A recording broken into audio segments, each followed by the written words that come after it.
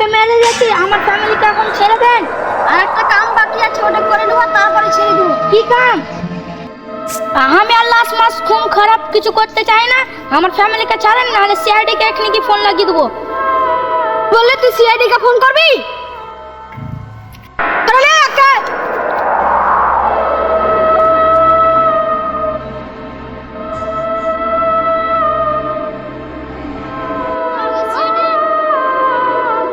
লাশ রয়েছে এদিকে এদিকে। একটু দূরে চলো।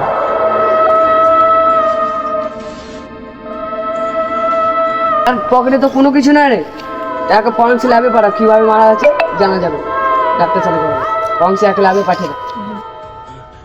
ডাক্তার চালুকে তুমি কিছু জানতে পারলে? হ্যাঁ, জানতে পেরেছি। কি জানতে পেরেছো? লোহার জিনিসে মাথায় মারা হয়েছে। লোহার জিনিসে মাথায় মারা হয়েছে। অভিজিৎ, তুমি পাতা লাগাও যে লোহার জিনিসটা কে মারতে পারে, এটা তুমি খুঁজো। ওকে ভারী জিনিস দিয়ে মারা হয়েছে তো জানতে হবে। দেখো গুন্ডা তাড়া করছে। কোথা থেকে? ওই ওদিক থেকে। চলো তো চলো তো, কোথা থেকে তাড়া করছে? ইয়া ইয়া, ধরো ধরো।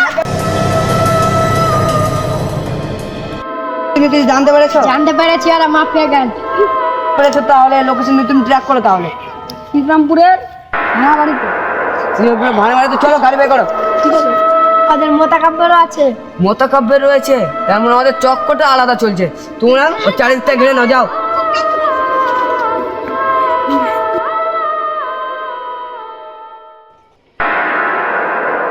প্ল্যান করছিল, একটা মেয়েকে মারার প্ল্যান করছিল। মেয়েকে মারার প্ল্যান করছিল।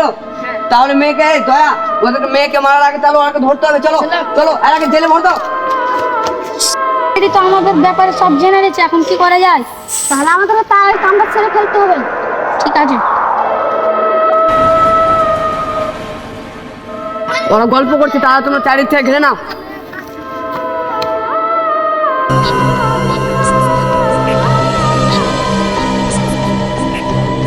ধরো ওদেরকে।